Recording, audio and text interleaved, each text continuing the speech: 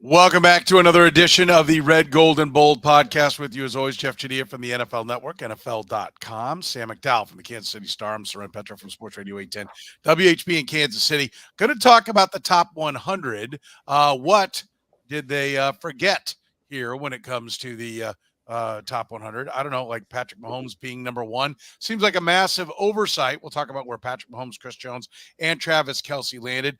Then it's time to get into our predictions for what the defensive roster is going to look like for your Kansas City Chiefs. We wanted to do it before the game started. We'll probably also take a stab at it after we get through the games on what this 53 is going to look like. Tonight, we're going to do the defensive side on Friday morning, if you catch us via the stream, 10 a.m. We'll be streaming live our predictions for what the 53 will look like for the season. We do that again Friday morning coming up here in just a few days. So defense tonight, offense coming up on Friday morning. Let's get to it here on the Red, Gold, and Bold podcast. You are listening to the Red, Gold, and Bold podcast, the most in-depth analysis of the Kansas City Chiefs on planet Earth, breaking down the Chiefs like no one else can.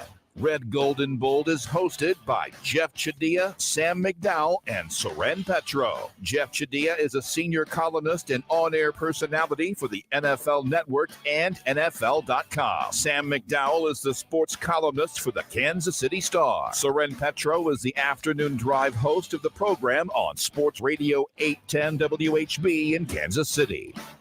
The Red, Gold, and Bold podcast is proudly brought to you by Gann Asphalt and Concrete, Kansas City's nationally recognized full-service paving and pavement maintenance contractor, making parking lot problems disappear in Kansas City since 1994. Free consultations, no commissions, in-house crews, and every project comes with a written warranty. Find them online at GannAsphalt.com or call 816-484-3338. Gann Asphalt and Concrete, one contractor, all things parking lot. Now, here are the hosts of the Best Chiefs podcast, Jeffri Chadiha, Sam McDowell, and Soren Petro. Thank you, Curtis. Do appreciate it. Back at it here on the Red, Gold, and Bold podcast, the top 100. We touched on this. There were no Chiefs in the first 90 when last we talked with you. There were three that we thought for sure would be in there. We thought did a fourth. Did Trent McDuffie make it all the way into the top 10? We got our answer. No Trent McDuffie. But we did get the other three Chiefs in there. But the one that we thought for sure, Patrick Mahomes, number one, it was pointed out by, I think you, Jeff, that he had been, maybe Sam, maybe it was you, actually. I want to give credit where it's due, that he had actually not been number one as much as you would think, and that was kind of prepping us for that he might not be number one. He's number four. Jeff, what do you think of the Chiefs landing only three, but three in the top 10 and coming in at four for Patrick Mahomes, 6 for Chris Jones, and 9 for Travis Kelce? I thought Kelce was a little higher. I thought he'd be in the teens. Jones is where I thought he would be, and Mahomes is a couple spots lower. I did not have him number one. I thought it'd be Lamar Jackson based off how these things usually go. And for the people who didn't see us last week, they vote on this stuff at the end of the regular season. And so this is not a end of the year, end of the playoffs, Super Bowl after Super Bowl type situation. It's like these guys are looking at people in December and like weeks 14 through 17. And Mahomes didn't have the best year. So that's, you look at, he wasn't an all-pro player. He was, I think, 7th in the MVP voting. And to me, that just, it always opens the door for somebody else to have that. Now, if you're talking about who would you like to have the most on your team, Patrick Mahomes is leading that charge. The most accomplished player in the NFL, Patrick Mahomes, is winning that race. But this vote is based on what happened last year, and the guys who were ahead of him, I understand why they are there. Tyreek Hill had a great season. Christian McCaffrey had a great season, and Lamar Jackson won the MVP. Yeah. How about it, Sam? Are you shocked by what we ended up seeing? Are you surprised? Should people be disappointed and upset? Well, it shows the inconsistency of the voting because, some people obviously did vote based on last year, which I have no problem in that case that Patrick Mahomes is number 4. That's about where he belongs. If you're just basing it on last year, he had a career worst year in almost every statistical category in terms of EPA. His interception percentage was the highest it's ever been. His touchdown percentage was the lowest it's ever been, the fewest yards per game he's ever had. So if it's just based on last year, I don't have an issue with it. But then Aaron Rodgers pops up on the list, and he plays 4 snaps last year. So obviously some guys are voting based on one criteria. Some guys are voting based on another. At the end of the day, it's a list, and I think this inconsistency shows the lack of seriousness with which some of the players take it. But it does speak to the larger point of that the outside perspective is that the Chiefs are Patrick Mahomes. And the Chiefs are first and foremost Patrick Mahomes, but they're not only Patrick Mahomes. And that, I think you look at the history with that narrative, Patrick Mahomes' first offensive coordinator is now a college offensive coordinator. The defensive coordinator for the Chiefs, who led the number 2 defense in the league last year, didn't get a sniff at a head coaching job, didn't get an interview. We see the Super Bowl champion have the exact same coaching staff they had a year ago. I mean, that's entirely unusual. Their front office, I think, struggles to get jobs. And then, I don't think you can say that Patrick Mahomes is only the 4th best player in the league and then only put 2 of his teammates on the list. I mean, the average team had 3.1 players on this list, more than the Super Bowl champions. So it's got to be one or the other. Either Patrick Mahomes is far and away the best player in the league, or you've got to put more Chiefs on the list. And just the inconsistency is what stood out to me. Dan says most players don't take it serious. I don't think the NFL does a good job with the voting. It's the NFL players. I mean, I don't know what they're doing wrong. I mean, that's how they voted. It's their opinion. They gave their opinion. Yeah. But Jeff, is this a sign that there is maybe some petty jealousy in the league? I don't think it's jealousy. Be honest with you, I think him getting 4 based on the year he had is a sign of great respect, because he didn't. Anybody else with those numbers is probably going to be down in the 20s or the 30s. And so even with him having his worst year, even with the team being where it was, I think when they started this voting, they had just lost to the Raiders in Christmas. I think it was around that same time. So that was a factor in some people's minds. People still said this guy, no matter what he does, is probably going to be a top 5 player in this league. So I don't think it's jealousy. I've said it all the time about the Chiefs in this run they've had. It's always been about their star players. Yeah, you've had guys like L'Jarius Sneed and Nick Bolton and Creed Humphrey and Rashee Rice turn up. But at the end of the day, this team has always been about, is Patrick Mahomes playing at a high level? Is Chris Jones playing at a high level? Is Travis Kelce playing at a high level? And then Tyreek Hill back when he was still here. Those guys are what drives this team to championships. And that's what I think people see around the league. Yeah. Soren, are you going to say something on the 20s or 30s, or should I? On who's in the 20s and 30s? Well, I mean, I know Mahomes didn't have a great year, but you can't rank him in the 20s or 30s last year. I'm saying another player with those numbers would be in the 20 or 30s, not him. Yeah, no, I think I see Jeff's point. And it is. He had 4,100 yards and 26, 27 touchdowns. I mean, it was not a banner statistical season, that's for sure. So it's Trevor Lawrence territory. And on that, Travis Kelce didn't have his 1,400-yard season. He didn't have 10 touchdowns. Yet he still was given credit. And keep in mind, he's 4th. He's not 44th. He's not 104th. He's 4th. So I do get it. I do disagree with it. He's number 1 with a bullet. He's the best in the league. And I think the fact that his numbers are down, does anybody question his abilities? I don't think so. And if you watch the games, which listen, this is why when you do a top 25 poll, you have people from various different regions, various different spots, so that you get, everyone's view of it. Because you know what happens when you're an NFL player? You don't watch all the other games. This is a reason why, like, the coaches poll versus the media poll. Well, we in the media, I sit my fat ass down on a Saturday and I watch like 8-9 games a week.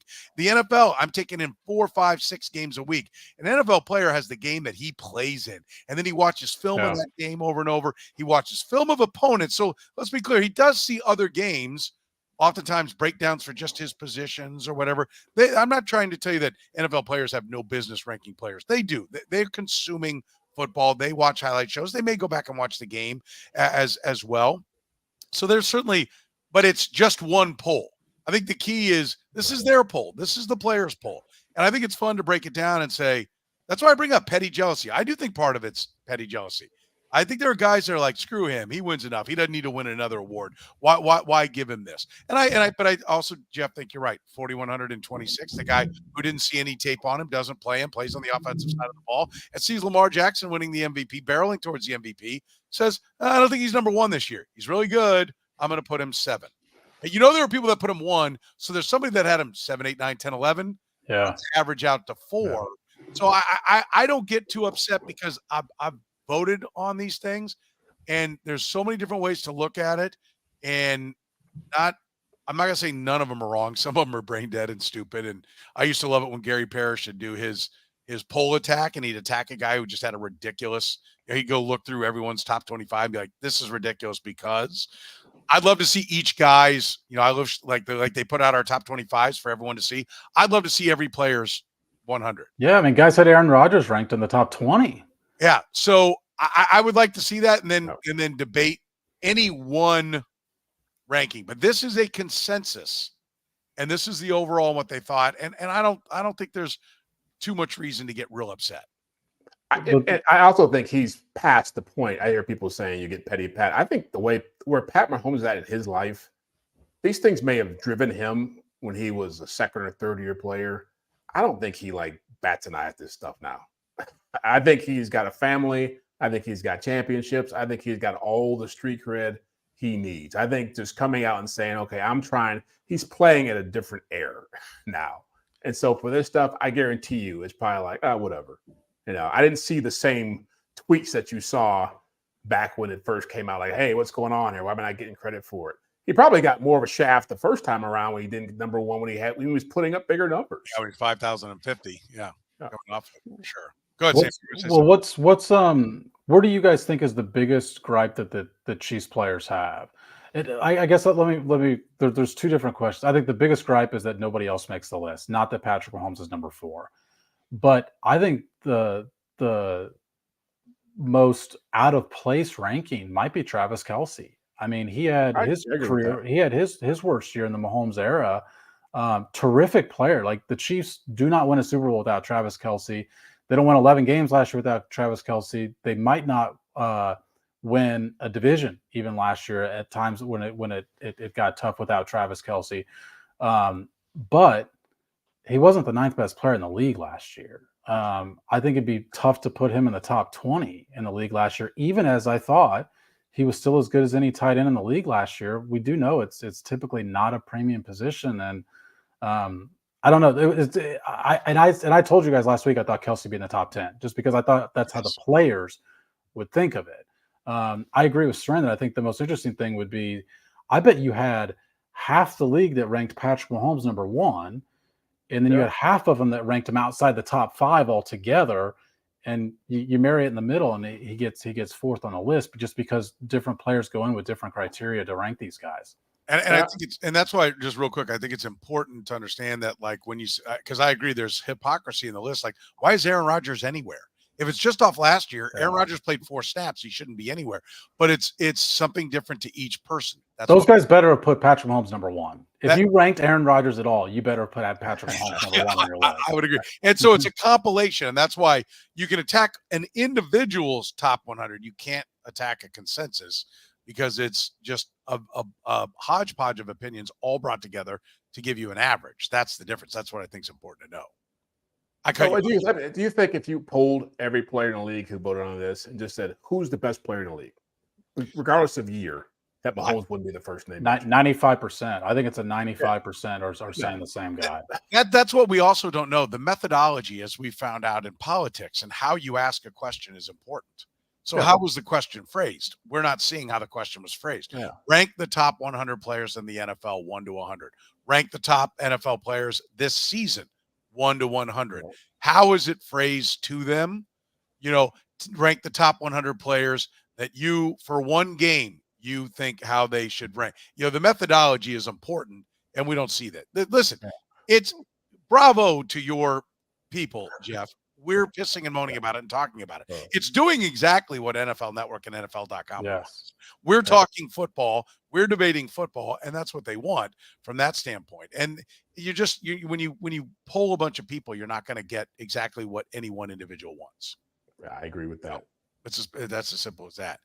David Starnes Allstate Insurance, proudly bringing you the Red, Gold, and Bold. David Starnes Allstate Insurance serves the Kansas City area and all throughout the Midwest, covering all the important things in your world, home, business, life, even the fun stuff as well. Yes, motorcycles, boats, ATVs, you name it. Get with Dave, and he'll have you covered with David Starnes Allstate. It's not just about fender benders. Beyond traditional safeguards, enjoy perks like roadside assistance for unexpected breakdowns, transportation expense coverage when your ride needs a pit stop, auto replacement protection to keep you on the road in style, and much more. Elevate your coverage, elevate your confidence, and drive worry-free. You can give Dave and his crew a call, visit them online, or stop into any of their locations, including locations like North Kansas City, Liberty, and Branson, Missouri. Don't put those insurance needs off any longer. Get with Dave. He'll give you peace of mind today for the things in your life most important to you. And welcome aboard, David Starnes, Allstate Insurance, and your great team of insurance agents. We do appreciate it. Look forward to a long, fruitful relationship. Now we look forward to projecting the defensive roster. First of all, 24, 25, 26, there are times, usually it's 25 and 25, offense and defense with your three specialists that make up the 53. We'll point out Charles Omenihu is hurt. Derek Nnadi was back at practice, so we're going to have to factor him into it. B.J. Thompson is hurt, so he's on the outside looking in. But we've taken our shot at what it will be. First of all, did anybody go with anything other than 25? Like I said, they've had 24, 26 splits before. Does everybody have 25? I'm just curious. Yeah, I've got 25. 25. Okay. All right. First of all, I always like when we go through something like this to figure out what was the, what we learned from it. Jeff, anything jump at you after going through the experience of trying to make the cuts? I have way more respect for Sam for as much practice as he's watched to actually know these guys. and I usually don't delve this deep into anybody's depth chart in the NFL at any point at any given time for the year. So I've actually had to do a lot of work to get up to speed on some of these guys. So I don't know if I'm going to bat the same average as you or Sam, because you've been up to St. Joe and I've been in different places, but I'm hoping to at least make an impression. Sam is killing us. I've been up there 5 times and I'm dragging my ass when I'm coming back, and Sam's been up there all but like 2 or 3. So yes, he is the most watchful eye of the bunch of us for sure. So do we start with Sam each time? Is that where we want to go? Want to start with you? Yeah, sure. Let's have you lead off since you're the most knowledgeable, and then we'll explain why you're wrong, even though you've seen more than us. Well, I will say the last year I ever filled out a March Madness bracket, my wife, who had never seen a college basketball game all season, won the pool, and that was like, all right, that's enough. So I don't know how big of an advantage this is going to be, but we start with defensive line then. Yes, we're gonna start with the defensive line up front. Okay. Do we agree with this? There were 17 guys that are on this team for sure. I mean, we put a little spreadsheet together, and I put 17 guys. I'm like, take them off if you want. But did all 17 of those guys make your team? And do you agree that those are the 17 guys that there's just no way they're not on this team? Yeah. Or did you think that number was higher, Sam? I mean, I think it's higher, but yeah, all of those guys are on the list. Yeah. Because those were my 17. And we'll get into it a little bit later on. I'll say when a guy was or wasn't. That I think are all on no-brainer. I think there's some other guys that I believe are going to make this roster, but I don't think they're a lock. I think they can crap in their hat and get bumped from the roster before it's all said and done if they don't have a decent showing in some of these games. But okay, all right. So there we see. Well, you want to start with each one, Soren, then with the locks? Okay, we'll go with the locks on the defensive line. The locks on the defensive line, in my opinion, are Chris Jones, George Karlaftis, Mike Pennell, Michael Dana, Tershawn Wharton, and Felix Anudike-Uzomah. I think there are 6 guys that are absolutely making this team no matter what. I think there might be pushback on Mike Pennell from you because they've walked away from him in the past, but they kept him this year, which to me is a sign that they keep coming back to him. There's something that he does that he likes. So I think those 6 are locks on the defensive line. Do you agree with that, Sam? I do. I mean, Mike Pennell's been running. Him and Tershawn Wharton have been running with the ones alongside Chris Jones. Chris Jones has missed some days, including today, as we talk here on Tuesday night. Now with the shoulder thing, so that was Mike Pennell and Tershawn Wharton are the guys in the middle. Now Derek Nnadi, as you mentioned, just came back to practice today. He, by league rules, still has to go through the ramp-up period before he can insert himself into team drills. So he has to be part of our 53. That's important because, as you mentioned with Omenihu, he hasn't practiced at all in training camp, at all in the preseason, and therefore you don't have to count towards the 53-man roster. And so none of us are going to mention Charles Omenihu. We all know that Charles Omenihu is going to be part of this team at some point. That's why he's absent from our 53-man rosters. So I've got 10. Do I have 10 guys on the defensive line? I've got 9 guys on the defensive linemen. Okay. But they have kept in 2019 they kept 10, 2020 they kept 10, 21 they kept 9, 22 and 23 they kept 10. So for the last 5 years they've kept. This is the spot where Brett Veach really likes to have depth. So I've got Derek Nnadi making the team. They've got an infatuation with Derek Nnadi. I've got Malik Herring because he can play primarily on the edge, but he can play the interior as well. And then I think that the battle comes down to Matt Dickerson and Neil Farrell in the middle. It's possible they keep both of those guys, but I've got him just keeping one, which is Neil Farrell. Okay, so you got Neil Farrell as the last guy in there. All right, interesting. So you go with 9. Neil Farrell spent time in the practice squad last year. So yeah, I think he's. Did he really? He got demoted from. Are you positive on that? I think he started on the practice squad, didn't he? No, he was. Well, they traded for him from the Raiders. Yeah, he was on the active roster when he was after Chris Jones came back. He wasn't like active on game day. Yeah, but I don't remember him. I'm not. You probably are remembering right over me, but I'm going to look here. It is. You might be right about that, Soren. Las Vegas. If I actually, no, just trade. He was active he was on the 53 all year. Oh, cool. Yeah. So, but was Curtis called him when we would do the pregame on 810. Curtis would always get to the inactives. He's going, well, we began with the regulars, Neil Farrell, and he would go through that. So I think Matt Dickerson spent time in the practice squad. That's my confusion there. Yeah, he bounced back and forth a little bit on that. So but that's interesting. By the way, we're brought to you by our friends at Gann Asphalt and Concrete, nationally recognized full-service paving and pavement maintenance contractor. Parking lot problems, they've been making them disappear in Kansas City since 1994. Proudly serving the greater Kansas City area. Don't risk accidents and liability in your lot. Get your parking lot restriped today. A brightly striped lot will cut down on accidents and keep your parking lot as safe as possible. And don't forget about your seal coating. Get that done now before the weather turns cold. Find them online at GannAsphalt.com or call 816-484-3338. Gann Asphalt and Concrete, one contractor, all things parking lot. Jeff, do you have anything different on yours? No, it's actually the exact same list. And I think when I have 9 players, all the same players, I thought that, Chris Jones, his versatility as an end, was trying to figure out, do I want to add a Matt Dickerson and a Neil Farrell as tackles and count him as somebody who can be a swing player. But other than that, I think Sam is right. I think that you've got, with Nnadi coming back from injury, you've got a guy who's been in the trenches for a long time, but then you've got Farrell brings great size to the mix. There's the kid, was Fabian Lovett, the guy, the undrafted guy.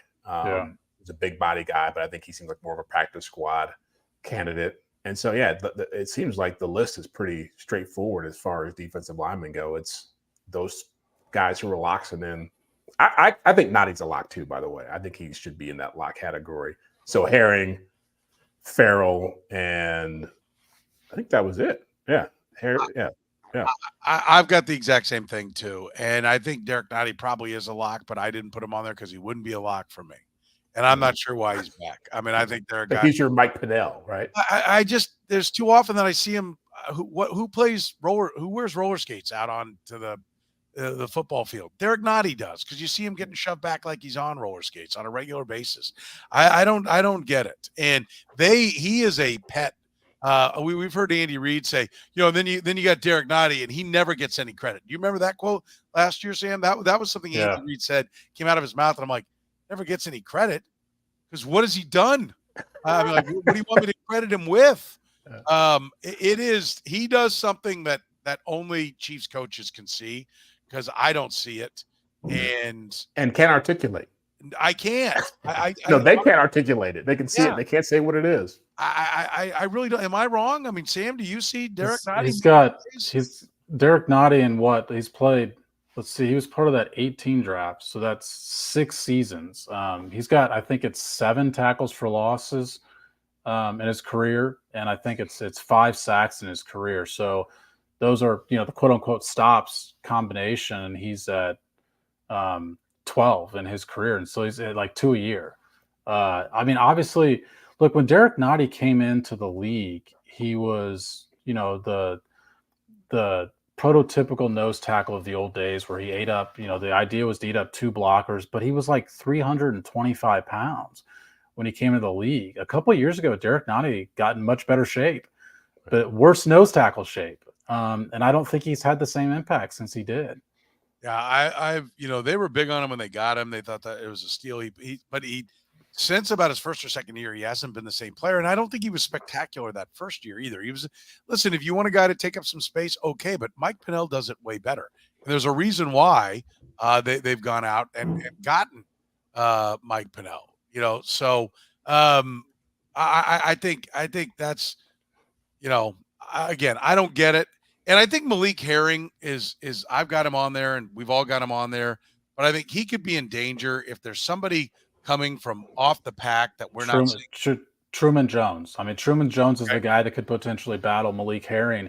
But I mean, the big takeaway from this, and I think we ran into this in all the positions, but nothing more specific than defensive line, is they're not as deep as they were a year ago. And we've talked about that with their defensive roster. They signed 0 players in the offseason. It was strategic that they thought they were set defensively. Guys left at all 3 levels, at the line, linebacker, and defensive back, that they chose not to replace. Well, it's factual to say they are not as deep at any of these 3 positions, and that really stood out when you go through these 53 minutes. Like, there's some spots on offense where you're like, I got to cut this guy. Like, on defense, it's like, I got to keep one of these 2 guys. Yeah, and you feel like you're scrounging to hold on to people. You're trying to fill spots, trying to find names to fill spots with that you trust, and it's like not as simple of a process. Yeah, talking tough cuts, and I'll tell you one that will be a tough cut for me. And I don't know, because I can't ever see him go up against, and I think this is why he's going to get cut. I didn't have him on here. A guy who looks impressive to me, but he only looks impressive against other second and third stringers, is Fabian Lovett, who is an undrafted college free agent from Florida State, 6'3", 315 pounds. I've seen him just work some guys, but the guy that he's working is always some guy that I know is not going to be on the roster. And at some point, I'd like to see him work in against the ones. It says to me one of 2 things. Either they're seeing the same thing, and we're going to see this kid like barely play in the preseason, and they're going to try to get him to the practice squad because they're working the numbers. They're going like, okay, maybe something down the road, but not now. Or they're looking at him and they don't see it. What I'm seeing is fool's gold, and they've seen some reps that I haven't been there for, against where he goes up and Creed Humphrey just destroys him, or Trey Smith just destroys him. I don't know what it is, but I'll throw the name Fabian Lovett out. If he somehow, as a dark horse, makes this roster as a defensive tackle, and they go, Jeff, to your point about Chris Jones' versatility, and they throw an extra defensive tackle on there because Chris Jones can swing over to defensive end, then I'll nominate Fabian Lovett as a guy who's looked impressive at times. It'd be a hell of a story. I'll go ahead. Yeah, I was going to say, he was a guy that people were surprised that he didn't get drafted. Right. I mean, he was like an all-conference player, and he was like a mid-round guy. Well, he didn't even sign after the draft. He had to go through the rookie tryout portion, I think, right, to get signed. Which makes you wonder what's going on here. Like, what's the story? Is there an off-the-field issue? Is he a troublemaker? Is there an injury that they're like, well, he's just not going to hold up? I don't know, but he did sign late on that Saturday. He did sign initially. But yeah, I mean, they had a couple guys that were undrafted free agent guys that they signed, and we'll talk about another one, this next position group, that a lot of people had getting drafted at some point. We're proudly brought to you by our friends at Northland Injury Law, Kansas City's Google 5-star rated personal injury lawyers, helping people with serious injuries, car accidents, work accidents, falls, other serious personal injuries. Their attorneys have been serving the Kansas City metro area for more than 40 years. They don't get paid unless they get money for their clients. That's right. They don't get paid unless you get paid. Northland Injury Law voted #1 accident lawyer in Kansas City. Don't wait. Get compensated right now. If you have a case, text HURT, H-U-R-T, to 22222. Again, if you have a case right now, text HURT, H-U-R-T, to 22222 or call 816-400-HURT. That's 816-400-4878. Do it right now. Choice of a lawyer is an important one and should not be based solely upon advertisements. Text HURT, 22222 to get connected 24/7. All right, let's move on to the next position group. Sam, again, captain attendance, you got the big star for best attendance at school this year. So you get the honors. We had 3 that we think are locks. I don't think anyone's shocked to hear Nick Bolton, Drew Tranquil, and Leo Chenal. How many others do they keep? Well, I think Jack Cochran's also a lock. He plays all 3 positions. Really smart player. I mean, it's anytime you ask a question about Jack Cochran, it's the first thing that's mentioned. I know Andy Reid compliments a lot of guys like that, but there's just there's an overuse of just his intelligence. So I think Jack Cochran is a lock on the team as well. So look, this was my toughest spot because they're only going to play 5 linebackers. But I just think the new special teams is going to be different. So I've got 6 guys making it. I think Cam Jones special teams his way on to the roster, and he's a guy who was, Cochran led the team in special team snaps last year, played nearly 80% of special team snaps last year. Cam Jones was 5th, but Leo Chenal's ahead of him. Leo Chenal's going to play more defensively. I think that means he plays fewer special teams next year. So I've got Cam Jones and then Cole Christensen I've got making it as well. This is the spot where I think I could, ask me next week and I could have down to 5. And it's Christensen and Cam Jones battling out for the spot.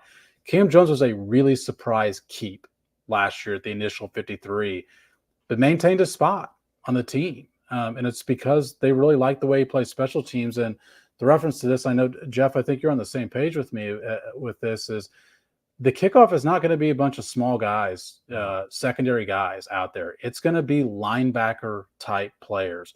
We know Dave Toub wins some arguments in this 53-man discussion. And I think the arguments he wins is keeping, 6 linebackers instead, because this new kickoff is a mystery right now.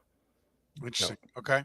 All right. I will be different on this one. I'll tell you, I've got a difference there. Jeff, how's yours looking? Same group. The one guy I think could have a chance to knock somebody out of there is Curtis Jacobs. He was the guy I was referencing about the draft earlier. Yeah, he's the guy who came in with some hype, some buzz around him, what people thought could be drafted. Really good in space, looks like a special teams guy, but I agree with Sam. This is the group that Dave Toub will have the most influence on the entire team. And Cole Christensen is somebody who is he's been here for 3 years. He's a favorite of Dave Toub. I think Cochran is a no-brainer.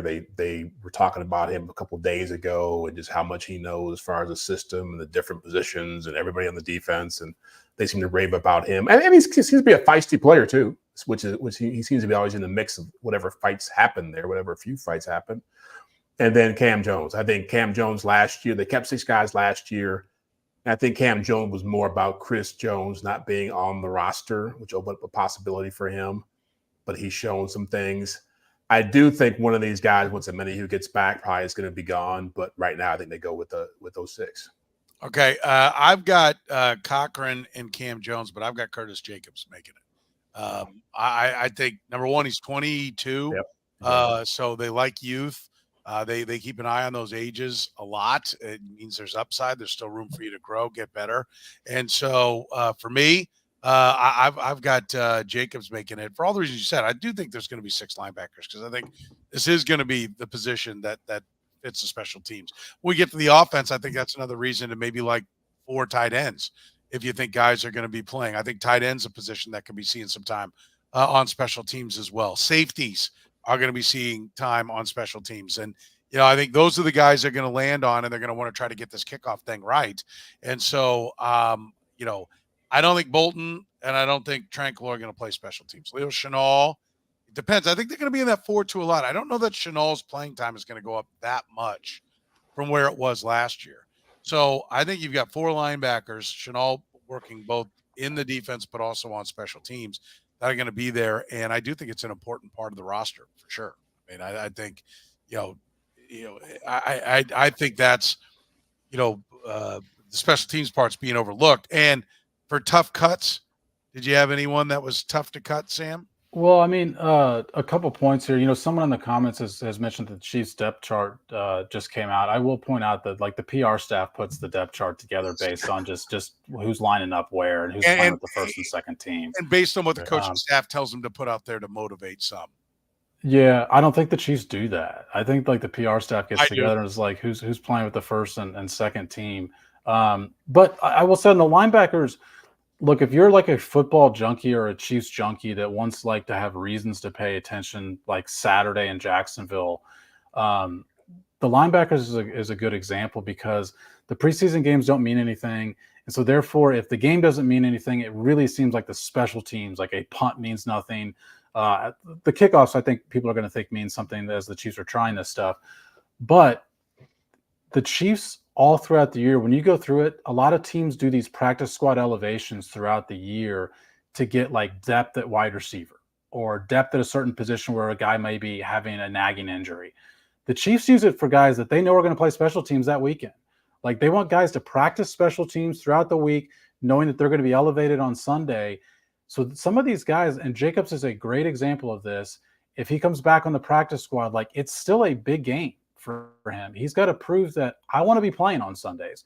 I might not make the 53, but I want to be one of the guys who's elevated on Sundays. And so there's an extra element to some of these preseason games, even if these guys get cut.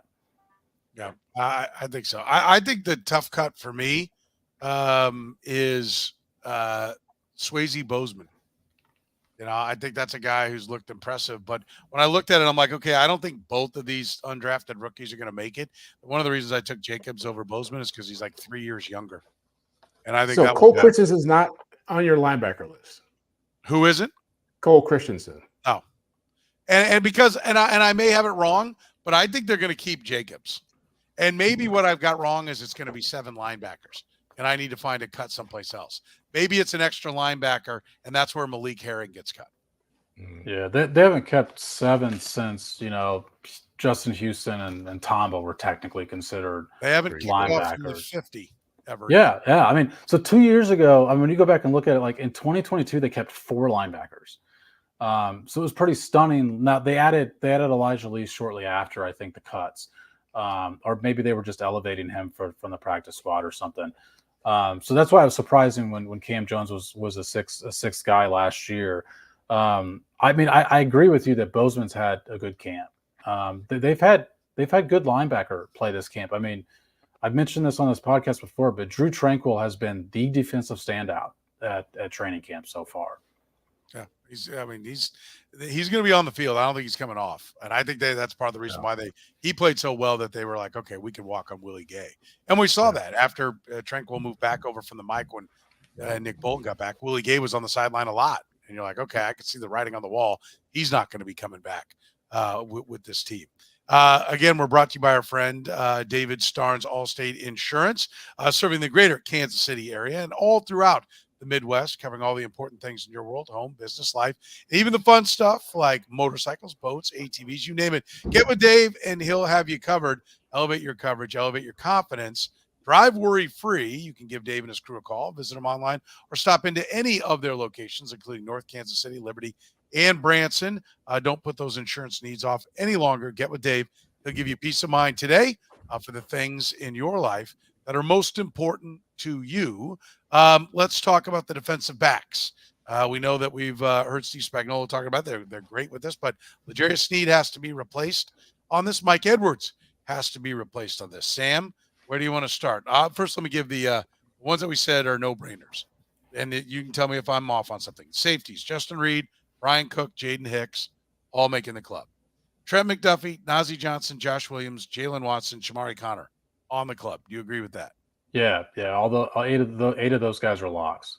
Okay, and so that means you've got room based upon what else you've done for 2 more defensive backs. Yep. And those two for me are totally contingent on specific roles. So these are the two toughest decisions by the way in the roster. I've got Nick Jones, who has not run any snaps with the ones during training camp, has occasionally even run with threes during training camp for a very specific reason, which is he plays the slot. And outside of Shamari Connor, they have one guy on the roster who's capable of playing the slot, and it's Trent McDuffie. And if you put Trent McDuffie in the slot, you're going with both Williams and Watson on the outside. And it's not what the Chiefs. Now we've seen that.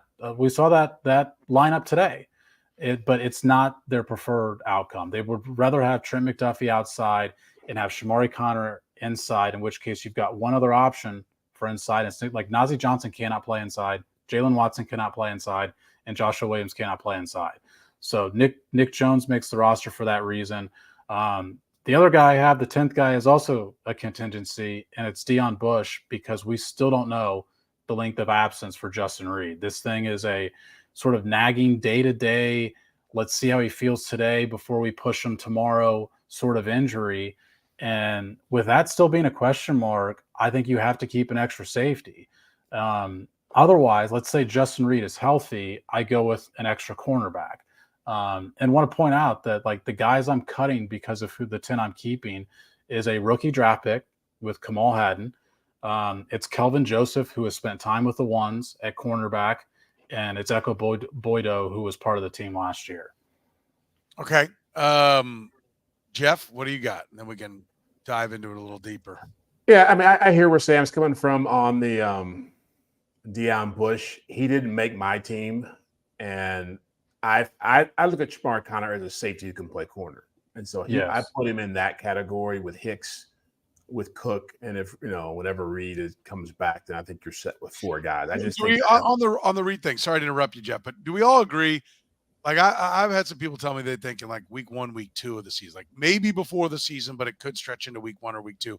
But it doesn't look like he's going to be a candidate for an IR, and so you're going to have a spot for him, even if this bleeds into the season. That's where I was coming at it from. You guys kind of agree with that outlook on Reid? Yes. Jeff, that's what you're thinking. Yeah. You're going to have to find a spot on him. We're not going to be bouncing him down to the IR. Okay. Yeah. All right. Go ahead. I'm sorry. Yeah. Exactly. So I got 4 safeties. Those 4 guys: Connor, Hicks, Cook, and Reid, and then I took 6 corners. The 4 guys you mentioned. I took Nick Jones as well because I think he's a guy who could play better. Didn't get much opportunity last year. I kept Kamal Hadden because he's a rookie, a draft pick. They've got investment in him. I think that there are some – this is the one area where I think the preseason will determine a lot about what happens to these guys. I could see some of these guys outplaying some of the people I picked, but I'm going with the guys who they've drafted. I think they got the most investment there, and that is usually what wins out. Now, wait a minute. Does that give you 26 then? Yeah. No, I've got 9 D linemen, 6 linebackers, 10 DBs. 15. That's 25. Yeah. You got 11 DBs. So he kept the 8 locks. 11. He did not keep Deon Bush, Soren. Yeah. That's Oh, the you one didn't keep Deon Yeah, I got. Bush. I did not keep Deon Bush is out. Yeah. Okay. I moved Connor to safeties. I got 4 safeties, 6 corners.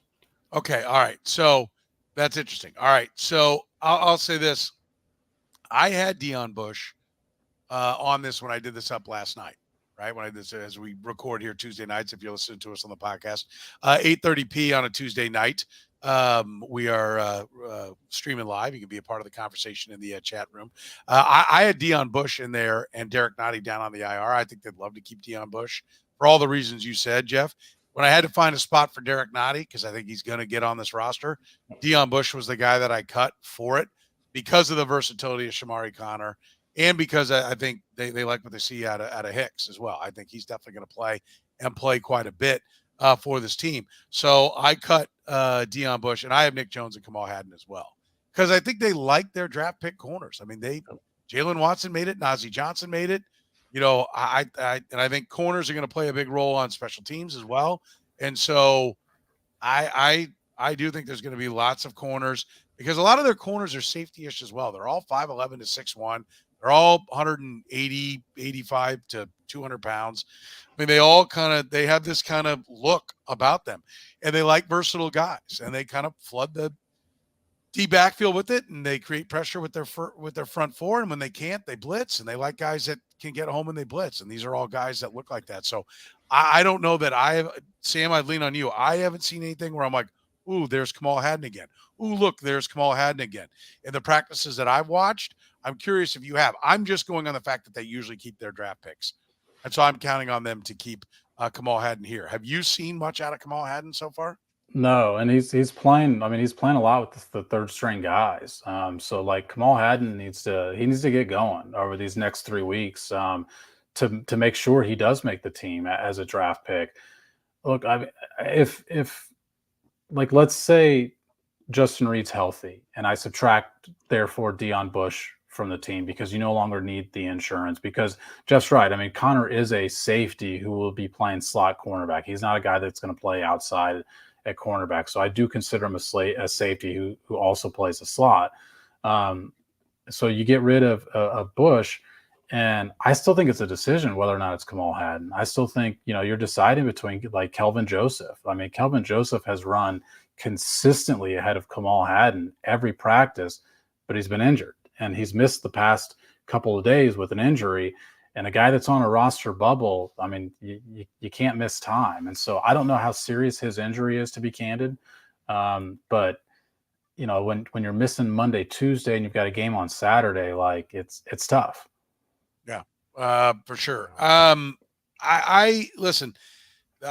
How much do who ends up being the guy to replace right now? Who are you feeling, Jeff, is the guy that gets the snaps for L'Jarius Sneed? Oh man, if I'm just spitballing here, I'd probably say that's going to be Jalen Watson. I think he's probably been the guy. I know he's been banged up, right? But I'd probably say at the end of the day, he's the guy I would trust the most to be in that spot. How about you, Sam? Yeah, Jalen Watson's the guy they want to win the number 2 job. Now, I've said before that Shamari Connor is the guy who actually replaces him because he plays a slot and kicks Trent McDuffie to the outside. So you're really only adding one guy. But the number 2, even if it's not the direct replacement, you're still asking who's the number 2 cornerback on this team. And Jalen Watson has come back. He's back in practice he was wearing the yellow jersey for a couple of days that we saw Isaiah Pacheco wearing. I don't think we'll see him on Saturday because he hasn't played in a lot of contact practices. But I just think he's the guy who they think is the most like mentally aware of all of his surroundings on the football field at that position. And so I think he came into camp as the guy who had to be beaten out. Yeah. Josh Williams is the guy that grades the highest. What's Josh Williams not doing right to win this job? It's a good question. I mean, he's got better athleticism than Jalen Watson does. So I think there has to be, maybe it is more awareness of the playbook, more versatility. I mean, there's obviously some guys that need more help than other guys do. And look, Josh Williams is a really bright guy. Went to an HBCU. Like, he is a really bright guy when you talk to him in the locker room. But I just think that there's some instinctual stuff with Jalen Watson that has always gotten him on the field. We're proudly brought to you by Gann Asphalt and Concrete with free consultations, no commissions, in-house crews. Plus, every project comes with a written warranty. Gann Asphalt keeps your parking lot safer, helps you and your business avoid unnecessary delays and costly expenses. You can find them online right now at GannAsphalt.com or call 816-484-3338, whether it's striping, whether it's drainage, concrete bumper, signage, you name it. Get your seal coating done. You need to get that done before the weather turns cold. Weekends are starting to book up fast. Make sure you go online to GannAsphalt.com or call 816-484-3338. No, it was a hot one yesterday. Cooled off a little bit today. That cool weather's around the corner. And when it gets too cold, it can't be done. So book right now with Gann Asphalt and Concrete online at GannAsphalt.com. All right, how does it change when Charles Omenihu, if you had to right now, it's a long way down the road, there'll be other injuries. It's not as easy. But if you had to put Charles Omenihu on here, who do you bump, Sam? That's a really good question. I mean, I actually think the answer might be you keep 10 defensive linemen, and I'm keeping 5 linebackers instead because they've always liked Malik Herring in the development there, and I think he's better this year than he was a year ago. So I don't know that I'm kicking out any of the edge rushers I currently have on there. Are you dumping anybody, Jeff? Who you're going to dump somebody? Who would you dump? I guess. Yeah, it might be Haddon. Might be that last corner. Yeah. I think I'd be more comfortable with that as opposed to losing a linebacker. I just think the linebackers are going to be integral to what they want to do with the kickoff, and it'd be harder to give up somebody in that spot than it would be to give up somebody who you see is probably a long-term project at corner. Yeah, Jeff, sorry to interrupt, but Jeff, you've been to other teams' camps, right? I mean, it's not. I mean, what type of are they lining up linebackers on these kickoffs? Yeah, linebackers, tight ends, safety, big safety. You're not seeing guys running around looking like Xavier Worthy out there. Yeah, They're guys who are going to be banging with people. Yeah, exactly. I think it'll be interesting. The guys I think they want to get to the special team or get to the practice squad that didn't make my list. I think I mentioned the linebackers.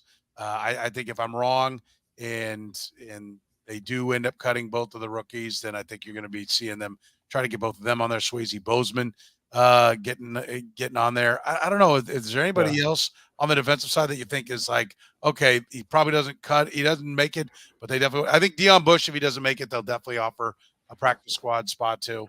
Anybody else? Yeah, I mean, Keith Boydo. Yeah, Echo Boydo. I mean, he plays. Joseph. Yeah, Joseph's a veteran. I don't know if another team might be interested in him.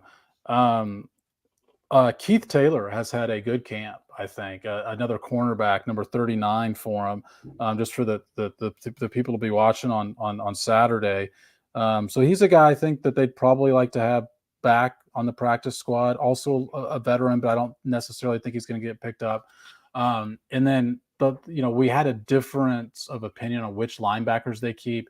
If they only keep 5, the other guys they want back. And I think, Soren, they want your guy in the practice squad, Jacobs. And I think you'd probably say, at least if they don't get Christensen, if they don't keep him. And look, I'll point out just because there's other beat writers that go every day too, right? And I think the difference of opinion I have with those guys, I don't think a lot of them have Deion Bush on their roster.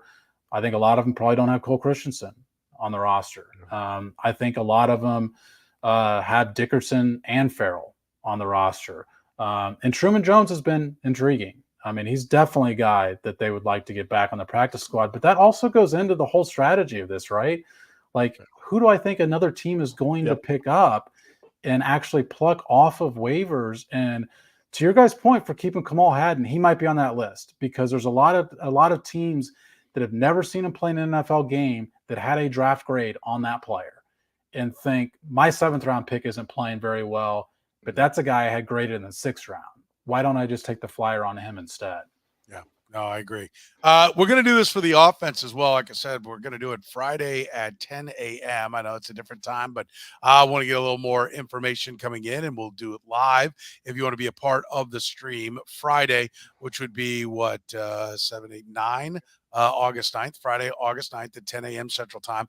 We'll be breaking down the offensive side and giving the very latest news from training camp. Still a couple more days of practice before they shut it all down, or I guess one more day of practice before they shut it down for the preseason game on Saturday. We'll do it now, and then we'll see how things are changing as the weeks go on. And, of course, that podcast will drop then Friday. So we got the one that'll drop tonight, and then you'll have another one that'll drop Friday morning here for the Red, Gold, and Bold. Remember, we're always brought to you by our friends at David Starnes, our newest friend, David Starnes, Allstate Insurance, serving the greater KC area, all throughout the Midwest, covering the most important things in your world, home, business, life, even the fun stuff, motorcycles, boats, ATVs, you name it. They got it. David Starnes, Allstates. It's not just about fender benders. Beyond traditional safeguards, enjoy perks like roadside assistance for unexpected breakdowns, transportation expense coverage, auto replacement protection to keep you on the road in style, and much, much more. Check them out as they'll be happy. And make sure you tell them, by the way, that the Red, Gold, and Bold podcast sent you. Of course, our friends at Gann Asphalt and Concrete. One contractor, all things parking lot. Find them online at GannAsphalt.com. And our friends at Northland Injury Law. Text HURT to 22222 if you've got a case, or call 816-400-HURT. Northland Injury Law, Kansas City's Google 5-star rated personal injury lawyers. They don't get paid unless you get paid. Northland Injury Law, voted #1 accident lawyer in Kansas City. So for Jeffri Chadiha from the NFL Network, Sam McDowell from the Kansas City Star, I'm Soren Petro saying thank you very much for joining us here on the Red Gold and Bold podcast.